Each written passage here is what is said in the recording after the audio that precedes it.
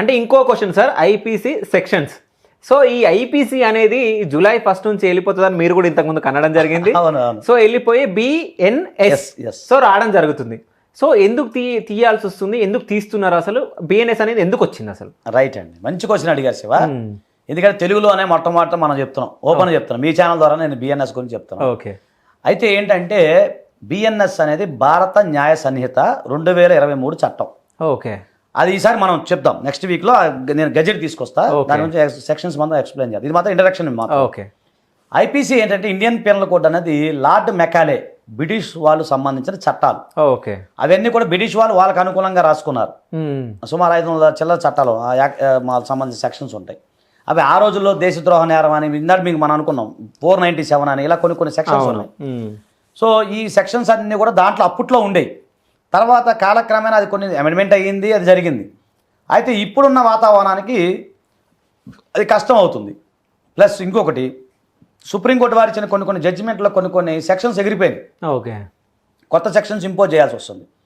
పూర్వం రోజుల్లో ఇంత టెర్రరిస్ట్ దాడులు లేవు, తర్వాత మహిళలపైన దాడులు లేవు, యాసిడ్ అటాక్స్ ఉన్నాయి కదా, అవన్నీ అప్పుడు లేవు. ఆ చట్టం తయారు చేసేటప్పుడు అవన్నీ లేవు కదా. కాబట్టి ఇప్పుడున్న ప్రధానమంత్రి మోడీ గారు ఏంటంటే ఇప్పుడున్న మన భారతదేశానికి అనుకూలంగా చట్టాలు మారాలి. ఓకే. ఎందుకంటే ఎవడో బ్రిటిష్ వాడు పెట్టాడు అంతే కదండి. దాని ప్రకారం ఆ రోజు తెల్లదొరలో ఏదో చేసేవాళ్ళు. ఇదే కాకుండా సిఆర్పిసి క్రిమినల్ ప్రొసీజర్ కోడ్ ఒకటి ఉంది, అలాగే ఇండియన్ ఎవిడెన్స్ యాక్ట్ ఉంది. ఈ 3 మేము చదివాం. యాక్చువల్గా గాంధీ గారు చదివారు, నెహ్రూ గారు చదివారు, పటేల్ గారు చదివారు, మేము కూడా చదివాం. ఓకే. ఇప్పుడు మళ్ళీ మేము ఏబిసిలకు వచ్చాం. ఓకే. అంటే బిఎన్ఎస్ వస్తే మళ్ళీ మీరు చదవాల్సిందే. ఇప్పుడు మేము మళ్ళీ అక్కడి నుంచి కిందకు వచ్చాం. మేము ఏబిసిలు చదువుతున్నాం మేము ఇప్పుడు. ఓకే.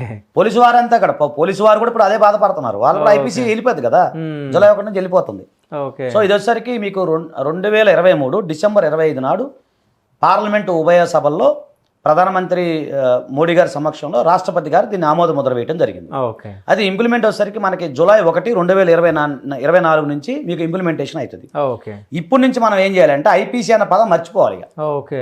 సినిమాలో కూడా తీసేసేయాలి. కానీ అంటే ఇప్పటి వరకు రిలీజ్ అయిన సినిమాలు ఇంకా అది నడవనేవండి. ఇప్పుడు కూడా మార్చాలి. నేను అదే ఇప్పుడు యాక్చువల్లీ ఇప్పుడు ప్రజెంట్ నేను అన్నపూర్ణ స్టూడియో దాంట్లో నేను స్టూడెంట్ని, కొంతమందికి చెప్పాను నేను, సార్ ఇప్పుడు ఎవరైనా రైటర్స్ డైరెక్టర్స్ ఉంటారు కదా, ఐపీసీ రాయదు సార్, బిఎన్ఎస్ రాయండి అని చెప్పాను. ఎందుకంటే ఇప్పుడు మర్డర్ కేసు సెక్షన్ కూడా మారిపోయింది. అప్పుడు 302 ఇప్పుడు 100. ఓకే. అట్లా మనం సెక్షన్ గురించి చెప్తాం. ఇప్పుడు మొన్నటిదా 498 ఏముంది కదా, ఇప్పుడు 85 ఓకే సెక్షన్స్ మారిపోయింది. సో మీరు ప్రాక్టీస్ చేసేస్తున్నారు కదా మనం, ఎందుకంటే సుప్రీంకోర్టు స్థాయిలో ఉన్నాం కాబట్టి కొంచెం ముందే నేర్చుకోవాలి కదా. అలాగే ఏంటంటే ఇప్పుడు బిఎన్ఎస్ వచ్చింది. ఇది వచ్చేసరికి 358 సెక్షన్స్, అలాగే 20 చాప్టర్స్ ఉన్నాయి. దీంట్లో చాలా చక్కగా వివరణలు అన్నీ ఉన్నాయి.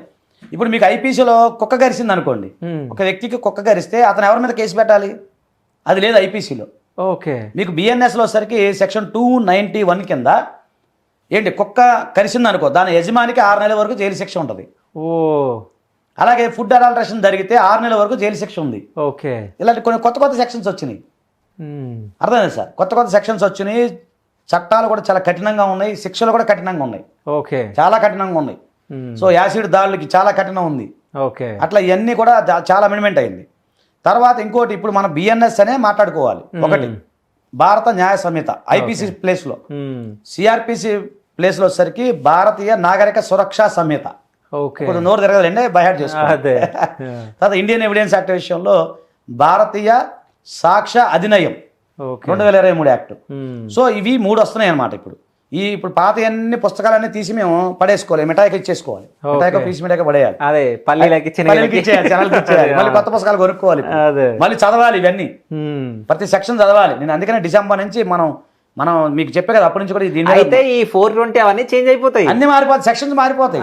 ఆ సెక్షన్స్ నేను మొత్తం మీకు నెక్స్ట్ ఎపిసోడ్ లో బిఎన్ఎస్ మీద ఒక 4-5 ఎపిసోడ్లు ఉంటాయి. ఓకే. ఇదేంటంటే మనకి లా స్టూడెంట్స్ కి, ఒక కామన్ మ్యాన్ కి, ఒక అలాగే పోలీసు వారికి, అలాగే లా మీద ఇంట్రెస్ట్ ఉన్న మీలాంటి వ్యక్తులకి అది ఉపయోగపడుతుంది. ఇప్పుడు బిఎన్ఎస్ అనేది కొన్ని 100 సంవత్సరాలు ఉండే అవకాశం ఉంది. తర్వాత భవిష్యత్తులో 100 years తర్వాత మళ్ళీ ఏమైనా మారుతుందో మనకు తెలియదు, కానీ మనం ఉన్నాం. కానీ ఇప్పటికైతే మాత్రం మన జనరేషన్ అయితే చూడగలుగుతాం. కాబట్టి ఇప్పుడు ఏంటంటే అంతకుముందు ఐపీసీ 300 సెక్షన్ కింద ఇతనికి యావజ్జీవ కారాశిక్ష విధించడం అయింది అని చెప్పేవారు సినిమాలో.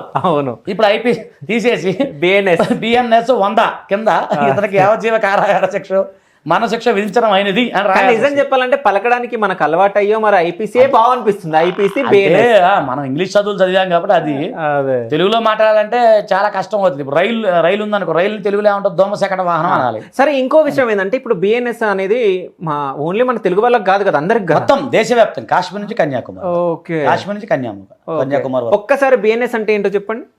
ద భారతీయ న్యాయ సంహిత 2023 చట్టం.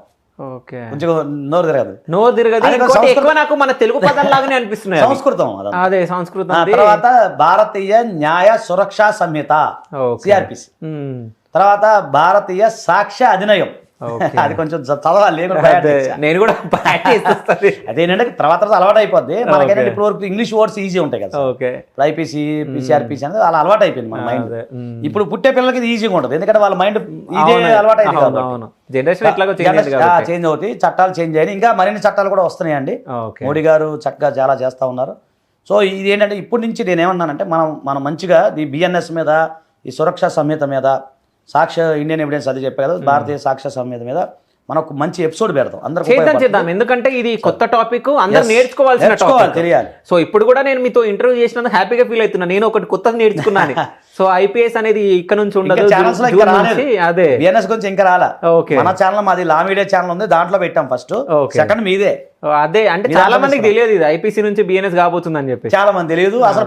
మీరంటే నోరు అది ఎలా పలకాలో కూడా జనాభాకి తెలియదు. నిజం చెప్పాలంటే నాకు అననే వస్తలేదు, మనం ప్రాక్టీస్ చేసి చెప్పాలి. భారతీయ న్యాయ సంహిత అని చెప్పండి. ఓకే, భారతీయ న్యాయ సంహిత. రైట్. ఓకే, నాకు రాదనుకున్నాడు సార్, నాకైతే వచ్చేసి నిరట్లో కూడా ఇది కలవరియాల, ఇంట్లో వాళ్ళు చూసి భయపడతారు. అదే అయినా కానీ ఐపీసీ అని అంటుంటాం కాబట్టి ఇక్కడ కూడా బిఎన్ఎస్ అని అంటాం.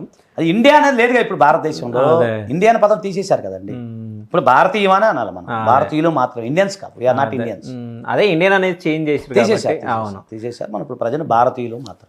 So thank you so much sir. అంటే మన వాళ్ళకి అందరికీ కొత్తది మనం నేర్పించడం జరిగింది, నేను కూడా నేర్చుకోవడం జరిగింది. So thank you so much. Thank you sir. Thank you. ఇప్పుడు ఆపరేషన్ లేకుండానే మోకాళ్లకు ప్లాస్మా ట్రీట్మెంట్, మీ ఆర్థోపెటిక్ సమస్యలన్నిటికీ రోబోటిక్ టెక్నాలజీ ద్వారా తక్కువ ఖర్చుతో శాశ్వత పరిష్కారం, ఫ్రీ కన్సల్టేషన్, ప్రతి ట్రీట్మెంట్ పై 20% డిస్కౌంట్. ఈ ఆఫర్ కొద్ది రోజులు మాత్రమే, త్వరపడండి. V9 hospitals 9281465842.